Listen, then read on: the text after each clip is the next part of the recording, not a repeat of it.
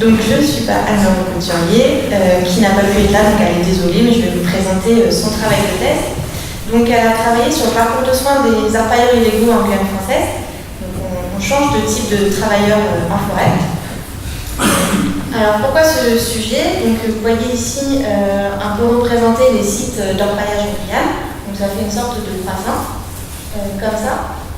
Et bien que l'activité légale soit la deuxième activité économique en Guyane après le Centre spatial guyanais, il y a aussi une très grosse activité illégale avec environ 10 000 orpailleurs clandestins qui seraient sur à peu près 700 sites, majoritairement en provenance du Brésil, qu'on appelle classiquement les guerrilleros.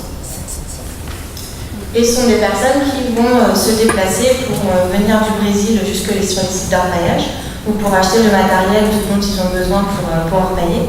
Et vous voyez ici sur cette carte des trajets des orpailleurs qui est encore d'actualité, où il y a un gros hub en gros vers Maripasoula, où est situé le centre de santé dans lequel Anne-Laure a travaillé. Donc les sites de Sophie, Auclair, Tadéou, Dorlin, etc. Les personnes qui travaillent sur ces sites vont passer régulièrement par Maripasoula. Alors qu'est-ce qu'on connaît des problèmes de santé des orpailleurs en forêt? Il y a beaucoup de paludisme. Pour ceux qui ne savent pas, il y a beaucoup d'études qu'on fait au CIC sur le paludisme chez les orpailleurs clandestins. Donc dans certaines zones, il y a une personne sur deux qui est invalidée. Beaucoup de leishmaniose, on vient d'en parler là sur ceux qui les naturalistes, mais c'est exactement la même chose chez les orpailleurs. Donc nous, sur une étude, on avait 11% des orpailleurs qui avaient une leishmaniose active, et on n'a pas compté les cicatrices de leishmaniose parce qu'on serait genre à 80%. Il y a des intoxications au mercure ou aux métaux lourds, comme le mercure, qui s'utilise pour amalgamer les différentes particules d'or à la fin, mais peut-être aussi du plomb, qu'on n'a jamais cherché, mais s'il y a du saturnisme sur tout le haut Oyapock, par exemple, il pourrait très bien y en avoir chez les orpailleurs. Et puis des épidémies plus ponctuelles, il y a eu une grosse épidémie de grippe H1N1 associée à la shigellose il y a quelques années qui avait entraîné une très grosse mortalité. Il y a des problèmes de lèpre, parce que c'est des populations qui viennent majoritairement du Brésil, et le Brésil est le deuxième pays au monde avec la plus grande incidence de lèpre. Ou encore des cas de beriberi, donc des carences en vitamine B1, donc il y a régulièrement des insuffisances cardiaques aiguës, pareil, qui entraînent beaucoup de mortalité. Et certainement plein d'autres pathologies qu'on ne connaît pas. C'est une population qui vit de façon très isolée, donc ils vont se déplacer en pirogue, parfois en quad ou à pied, en transportant le matériel avec les 4 roues. Donc le trajet jusqu'au centre de santé de Maripasoula peut être très très long. Donc on voit par exemple sur le palu qu'il y a des comportements d'automédication qui sont très fréquents. Quand on leur demande qu'avez-vous fait la dernière fois que vous avez eu le palu, il y en a 1 sur 2 qui a utilisé un traitement en automédication. Donc là, la question du travail de thèse d'Anne-Laure, c'était de voir un peu de façon un peu plus générale, chez les orpailleurs qui consultent au centre de santé de Maripasoula, donc on l'a vu, une grosse zone de passage pour les orpailleurs, quel était leur itinéraire thérapeutique avant de consulter dans un centre de santé, et d'évaluer un petit peu la morbidité, donc quelles sont les pathologies qu'ils présentent et leurs mesures de prévention. Donc elle a fait une étude qui était descriptive, prospective et monocentrique. Elle a inclus au centre de santé de Maripasoula les travailleurs majeurs qui travaillent donc dans leur paillage illégal, qui acceptaient de participer.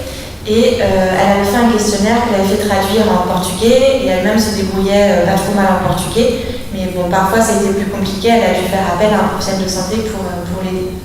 Ensuite, elle a fait son analyse de données à partir d'Excel, un petit peu Stata, et elle a eu de l'aide du parc amazonien de Guyane pour faire la cartographie. Donc ces résultats, elle a 63 patients qu'elle a inclus dans l'étude, donc c'était entre août et novembre 2016. C'était majoritairement des Brésiliens, c'est ce qu'on voit un peu dans les autres études concernant les orpailleurs, et qui venaient plutôt du Maranhão, donc c'est un état qui n'est pas directement frontalier avec la Guyane, mais c'est un des états les plus pauvres du Brésil, et c'est de là que viennent la majorité des orpailleurs. La moyenne d'âge était de 41 ans, et elle avait un peu plus d'hommes, mais voilà, 28 femmes et 35 hommes. Donc bon, la majorité forcément parlait portugais, très peu parlait français ou une autre langue utilisée sur le fleuve comme le Sranatongo, et le niveau scolaire était très faible, avec la moitié de l'effectif qui avait un niveau soit primaire, soit aucune scolarité. C'était une population qui était travaillait dans l'orpaillage depuis en médiane 11 ans pour les hommes et 6 ans et demi pour les femmes, et leur activité sur les sites d'orpaillage variait énormément suivant le sexe. Donc les hommes étaient majoritairement des orpailleurs en tant que tels, c'est-à-dire avec les bottes directement, les lances à eau dans la boue. Et puis il y en avait d'autres qui étaient vendeurs ou pyroliers, donc plutôt dans la logistique associée. Et les femmes étaient majoritairement cuisinières, ménagères ou vendeuses. Ils ont une grande mobilité sur les sites d'orpaillage. Ils avaient fréquenté en moyenne 3 sites d'orpaillage différents sur les 3 dernières années. Et ils sortent en moyenne tous les 6 mois de la forêt, donc pour différentes activités. Alors là, on a 35% de soins médicaux, mais on est au centre de santé de Maripasoula, donc il y a déjà un gros biais par rapport à ça. Sur l'approvisionnement matériel, visite de la famille ou juste se reposer. Maintenant, sur leurs motifs médicaux de consultation au centre de santé, 78% étaient déjà venus au dispensaire et 21% présentaient une pathologie chronique. C'était suivi relativement régulièrement. Cependant, même si la majorité était déjà venue du centre de santé, un seul avait une sécurité sociale, donc l'aide médicale d'État en l'occurrence, et les obstacles déclarés à l'absence d'assurance maladie étaient une méconnaissance du système, la complexité de la procédure, des personnes qui pensaient ne pas pouvoir y adhérer dans leur cas, ou que c'était inutile, cher, ou n'avaient pas eu l'opportunité. Concernant les mesures de prévention, 29% disaient avoir utilisé une moustiquaire la dernière nuit sur le site d'orpaillage. 60% déclaraient avoir utilisé un préservatif lors du dernier abord. Et 11% des personnes qui déclaraient ne pas du tout traiter l'eau sur les sites d'orpaillage. Ça veut quand même dire qu'il y a une grande partie des gens qui déclarent traiter l'eau. Donc c'était par la filtration, on n'a pas de détails sur quel type de filtration exactement, ou par des pastilles, et voire même quelques-uns qui déclaraient boire de l'eau minérale. Là, ça me paraît un peu compliqué de passer une semaine sur un site d'orpaillage boire de l'eau minérale. Alors, les temps de trajet entre leur site d'orpaillage et le centre de santé de Maripasoula, donc c'était plus d'une journée dans 48% des cas. Donc c'est quand même à chaque fois très loin. Le plus loin, c'est le site de Sophie, en moyenne 3 jours. Auclair 36 heures, Tadéou un peu plus près 13 heures, Dorlan pareil, et Waiki beaucoup plus près sur la crique Waiki, un petit peu au sud de Maripasoula, 5 heures. Donc là, c'était une question qui était effectivement très subjective. À la fin de la consultation médicale, un heure demandait au médecin qui avait reçu le patient, estimez-vous qu'il y a eu un retard de prise en charge pour ce patient, et si oui, de combien de temps, et léger, modéré, important. Et on a 3/4 des médecins qui ont déclaré qu'il y avait un retard de prise en charge, que ce soit léger, modéré ou important, en médiane de 3 jours. Les obstacles déclarés par les patients pour venir jusqu'au centre de santé de Maripasoula, c'est bien sûr la longueur du trajet. Quand on a 3 jours à faire pour aller au centre de santé, on se rend bien compte que c'est un problème. Peur d'une arrestation en arrivant au centre de santé, le prix du trajet, l'absence de transport, ou des patients qui pensaient qu'ils allaient guérir tout seuls, ou que d'autres traitements seraient plus efficaces. Donc là, voilà le tableau général des motifs de consultation. Donc la majorité des patients consultés pour les problèmes digestifs, 24 personnes, puis les symptômes généraux. Alors symptômes généraux, c'était fatigue, fièvre, courbature, céphalie, etc. Des problèmes cutanés, lombalgie, douleurs mécaniques, pas mal de problèmes gynéco-urologiques également. Certains venaient dans le cadre de leur pathologie chronique juste pour un suivi médical. Des agressions extérieures, donc traumatisme ou morsure de serpent. Et les symptômes autres, donc les douleurs dentaires, des œdèmes, paludisme. J'ai mis en grand parce que je n'étais pas sûre que ça passe, mais du coup c'était bien. Voilà, donc après elle a essayé de voir, de classer 2 groupes de personnes en fonction de si c'était un symptôme récent ou un symptôme ancien.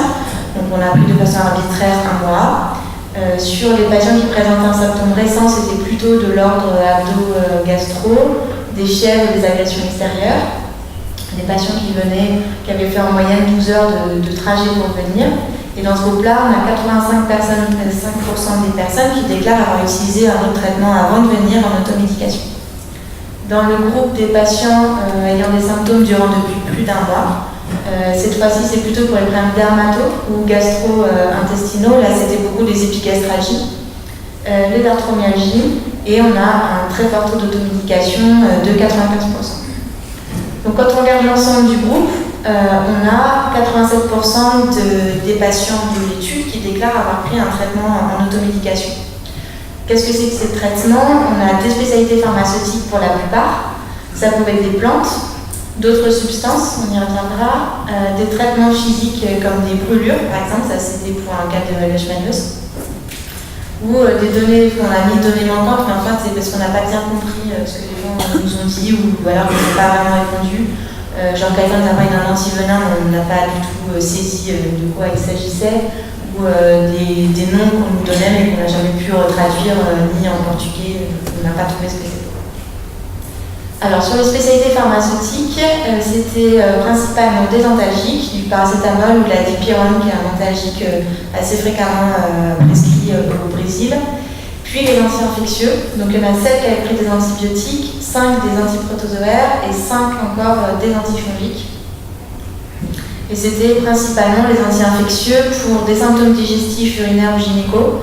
Et à chaque fois, ça n'avait pas de lien, médicalement parlant, on ne pouvait pas dire que ça répondait vraiment à une indication où la posologie n'était clairement pas la bonne.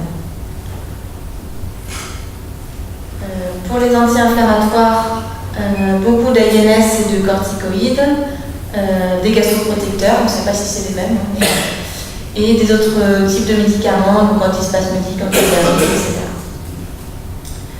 Pour les plantes, il y a 13 personnes qui déclarent avoir pris des plantes avant de venir au centre de santé. C'était principalement pour des douleurs abdominales ou pour des problèmes de leishmaniose en application cutanée.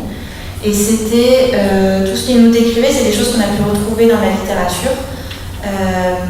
Et voilà, des choses qui étaient connues en tout cas de façon plus générale dans ces patients. Et au moins un quart étaient des plantes cultivées et non sylvestres. C'est-à-dire que ce n'est pas forcément des gens qui vont utiliser des plantes qui vont aller cueillir à côté du site d'orpaillage. Ça va être plutôt des plantes qu'on va leur remettre, qu'ils vont acheter. Comme par exemple ici, ces sachets. Des substances autres, il y a des choses un peu étonnantes, donc de l'huile d'anaconda par exemple, ou une substance faite à partir de yeux de serpent. Bon. Je ne sais pas trop comment c'était fait. Un patient qui avait appliqué du sucre aussi régulièrement pendant un mois sur sa lésion de leishmaniose, puis qui avait été brûlé aussi après. Je ne sais pas si c'est faire du caramel sur la plaie, mais en tout cas ça n'a pas marché. Ou encore de l'aquadenté pour les problèmes digestifs.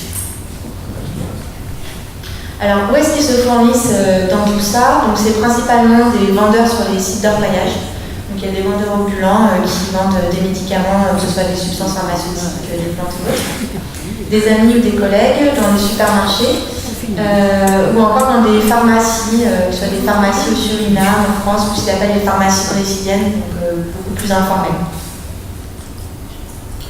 L'orientation des patients, 83% est sortie après la consultation, 27% sont nouveau rendez-vous. 5 ont été gardés en observation pour morsure de serpent, fièvre, des aigus du poumon, douleur abdominale. Et il y a eu 3 évacuations vercaliennes, donc 2 traumatisés graves et 1 pour anémie à 7 grammes. Voilà, donc ce qu'on retrouve dans cette étude, c'est concernant les données sociodémographiques. On a exactement la même chose que dans les 2 autres études concernant les orpailleurs. Une moyenne d'âge d'environ 37-40 ans, une durée dans l'orpaillage d'en moyenne 10 ans. Par contre, dans les autres études, on avait plutôt 70% d'hommes, et là, on a quand même beaucoup plus de femmes, alors qu'on n'a pas pris les femmes qui venaient consulter pour un suivi de grossesse au niveau de la sage-femme. Ça n'avait pas été pris en compte. Donc du coup, on peut supposer que les femmes vont avoir un peu plus quand même recours aux soins que les hommes. L'automédication est confirmée et très importante, comme on l'a vu. Après, comme toutes les études, on a des biais de sélection parce que bon, là, c'était les personnes qui acceptaient de répondre au questionnaire, qui parlaient un portugais à peu près correct, où ça se passait bien, il y avait le temps d'attendre, etc. Donc il y a forcément un biais. Les biais avec les questions subjectives, notamment la question du médecin pour le retard de prise en charge. Et puis c'est une étude qui a été faite hors période épidémique, donc on pourrait avoir des résultats assez différents à d'autres moments de l'année ou à d'autres périodes. Donc les conséquences de l'automédication, la question de l'interaction médicamenteuse, avec la compétition qu'il peut y avoir au niveau de certains récepteurs, avec des plantes, avec d'autres substances pharmaceutiques.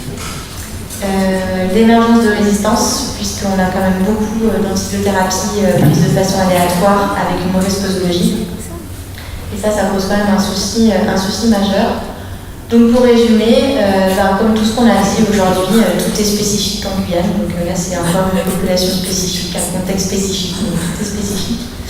Difficulté d'accès aux soins, bon là, majeure quand même, parce que là, c'est vrai que 36 heures, ça fait quand même beaucoup. Un retard de prise en charge qui est certain, donc avec un retour à l'automédication qui est très fréquent.